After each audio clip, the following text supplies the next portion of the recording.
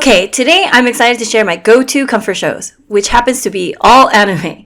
There's just something remarkably soothing about anime to me that have always just resonated deeply with me, making it my ultimate content of choice to always watch. Besides my husband Boobs, nobody else truly really knows the crazy amount of times I rewatch these shows. Some say it's a sign of some mental neurodivergent traits, but I don't know. All I know is that I like to watch them on repeat obsessively. Oftentimes leaving them on even when I'm not even actively watching them. I think subconsciously they just kind of tend to soothe me like a mental Xanax. And that's why I keep coming back to them. Okay, let's go over my top 5 comfort shows that will continue to play on repeat every single year until I die. At 5, I got Samurai Champloo. You're going to kind of see a theme going here, where my most repeated comfort shows have to have a great soundtrack with the series. I think Samurai Champloo really blew it out of the park when it came to the soundtrack. I think the series was one of the ones at the time that really helped propel anime into becoming kind of like more mainstream or like kind of cool here in the US. Thanks to the legendary artist Nujabes, whose talent honestly just shone so brilliantly in the collaboration with this anime. For me, Samurai Champloo showed how to creatively fuse the themes of hip-hop with traditional Japanese culture, and I thought that was really cool, and I loved all the characters. So even to this day, the artwork and the music stand among the very best in my opinion, and that's why it holds a permanent place in my cycle of repeats. At 4, I got Inuyasha. As a huge Rumiko Takahashi fan, I wasn't surprised I fell right into this one. I remember always waiting for my mom to leave so I can skip class and stay home and watch Inuyasha marathons all day alone in my room. After giving my computer severe viruses from downloading from LimeWire and Kazaa. If you know, you know. And the music. Okay. The music just sends me right back to this warm, fuzzy time. I just can't describe it, but as just pure nostalgia. This was a series where I just never skipped to the next episode because I just had to jam out respectfully till the song ends. This is a fantasy story about a girl who always skipped class to escape into a fantasy world where her asshole half-demon lover boyfriend put her in a weird love triangle and only shows his feelings or is kind of nice to her when she's about to die. And I guess for my virginal ass that hates going to school, that really resonated with me. Okay, Cowboy Bebop at 3. I have a deep fascination for the art and beautiful storytelling of Cowboy Bebop. 90s anime had this particular style of showing extreme high details that I love, which really to me helps set a different tone in the storytelling. I was always fascinated by all the hand-drawn and painted artwork in the animation. Cowboy Bebop to me is an anime classic that I never get sick of.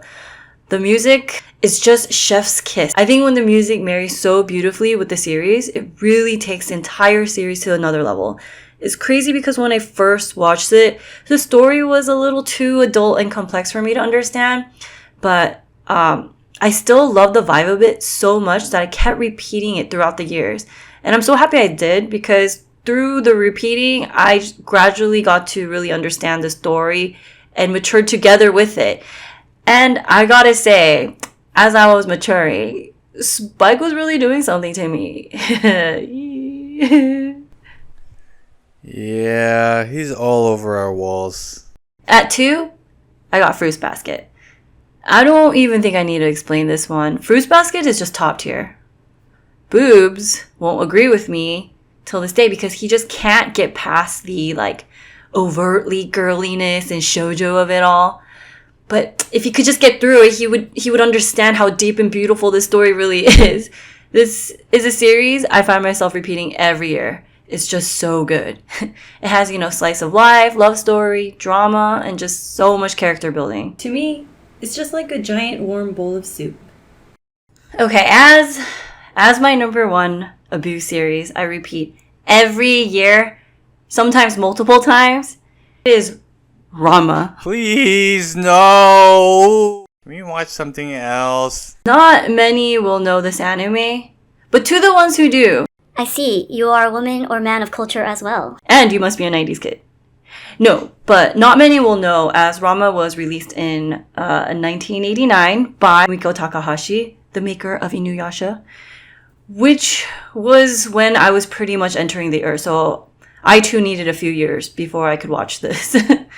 As a Korean American kid growing up in the 90s, we didn't have much access to Asian entertainment.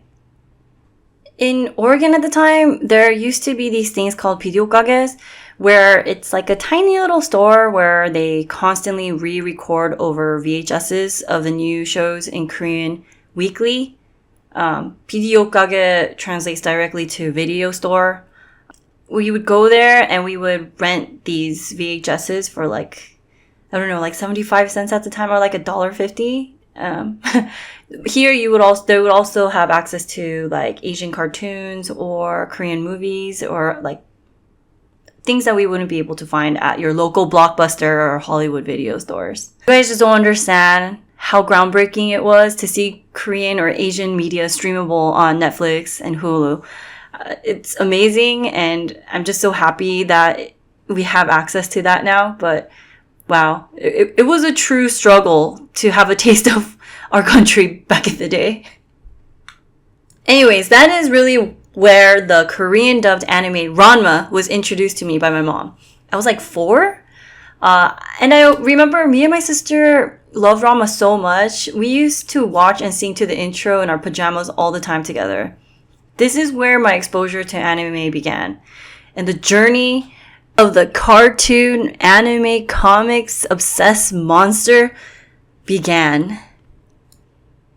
At the time, I didn't know it was Japanese because it was all dubbed in Korean. And some of the characters had Korean names. Like, Rama's name was the same. But I remember Akane's name was Sena and Ryoga's name was Ryochang. Anyways, this series is and always will be my favorite anime of all time. I cannot tell you how much I love this series. I'm literally watching it again now as I am creating this YouTube right now as we speak. It's my number 1, not because of its like groundbreaking story or art or anything, because we all know so many new series have surpassed that by now, but because this series directly links to my childhood and holds a very special place to me that honestly never goes away. The nostalgia hits me like a ton of bricks every time I watch this, so I always turn it on when I need a big hit of that. And it seems to me that I guess I need it frequently. Okay, that was a lot of fun and a lot of rambling. Once again, please like, share, subscribe. It really helps the channel. Okay, till the next one. Bye, everyone.